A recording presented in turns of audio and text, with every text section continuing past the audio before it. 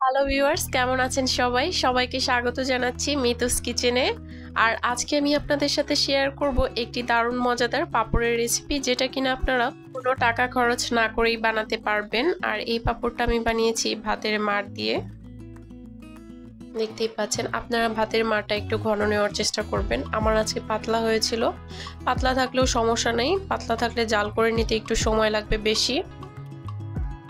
আর যদি ঘন থাকে তাহলে জাল করতে বেশি সময় লাগবে না। আমি এটাকে অনেকক্ষণ জাল করে নিয়েছি।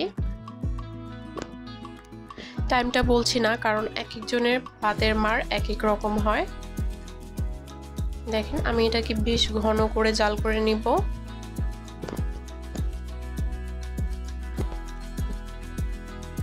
যখন দেখবেন চামচে একটু লেগে আসছে, তখন এটা কিন্তু একদম পারফেক্ট হয়ে যাবে। দেখেন, আমি অনেকটাই ঘন করে জাল করে নিয়েছি। ভাতের মাড়ের উপরে যে সরটা থাকে সেই সরটা কিন্তু ফেলে দিতে হবে, আর তারপরে কিন্তু 10 মিনিট ঢেকে রাখতে হবে, তারপরে কিন্তু জাল করে নেবেন। দেখেন, আমি ছোট একটা বাটিতে নিয়ে নিলাম। আমি এটাকে ঠান্ডা করে নিয়েছি।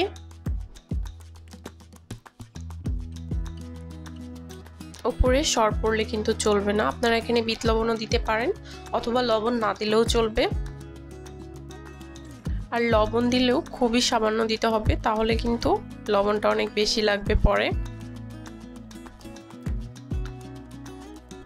দেখতেই পাচ্ছেন আমি কতটা ঘন করে নিয়েছি। আর এখন আমি একটা বোর্ডে তেল মাখিয়ে নিচ্ছি, যেন পাঁপড়টা তুলতে আমার সুবিধা হয়।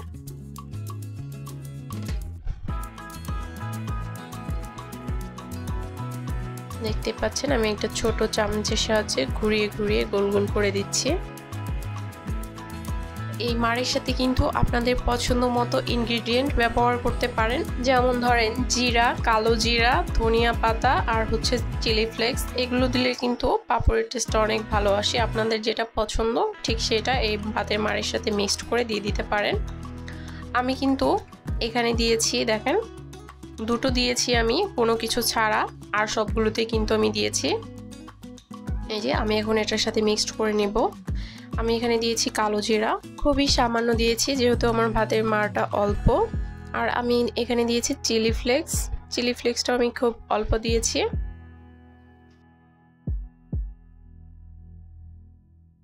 আর আমি এখন এটাকে খুব ভালোভাবে মিক্সড করে নিব।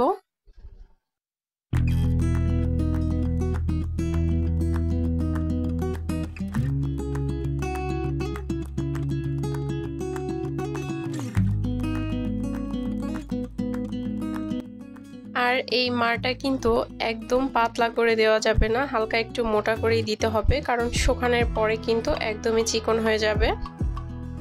দেখতে পাচ্ছেন আমি কিভাবে দিচ্ছি।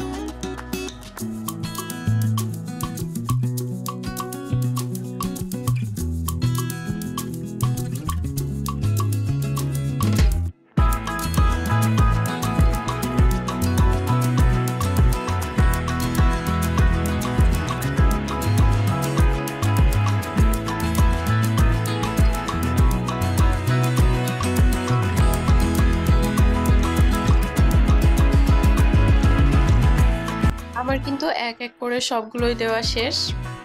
এখন আমি এগুলোকে রোদে দিয়ে আসবো। দেখেন, আমি 1 ঘন্টা পরে আবার এগুলোকে দেখতে এসেছি। 1 ঘন্টা পরে কিন্তু আমার প্রায় অনেকটাই হয়ে এসেছে, কারণ আজকে অনেক রোদ ছিল। আমার মোট 2 ঘন্টা সময় লেগেছে। 2 ঘন্টায় কিন্তু আমার পাঁপড়টা একদম পারফেক্ট হয়ে গেছে। এই তো দেখতে পাচ্ছেন।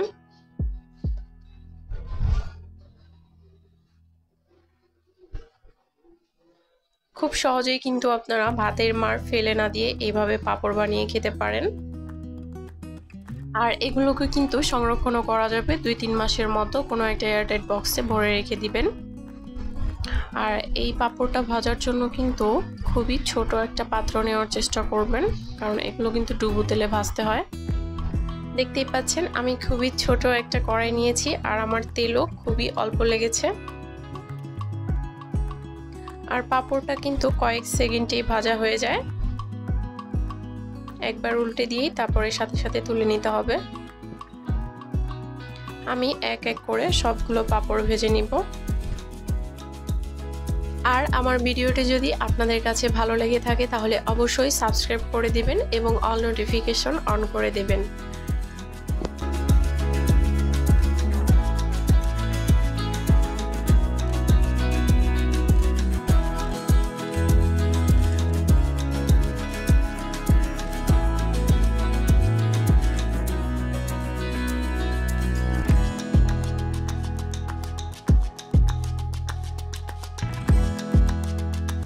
আমার সবগুলো পাপড়ি ভাজা কমপ্লিট। আমি একটা ভেঙে দেখাচ্ছি, দেখেন কতটা সুন্দর হয়েছে পাপড়টা। নতুন কোনো ভিডিও দেখতে চাইলে অবশ্যই কমেন্ট করে জানাবেন। আর সবাই ভালো থাকবেন।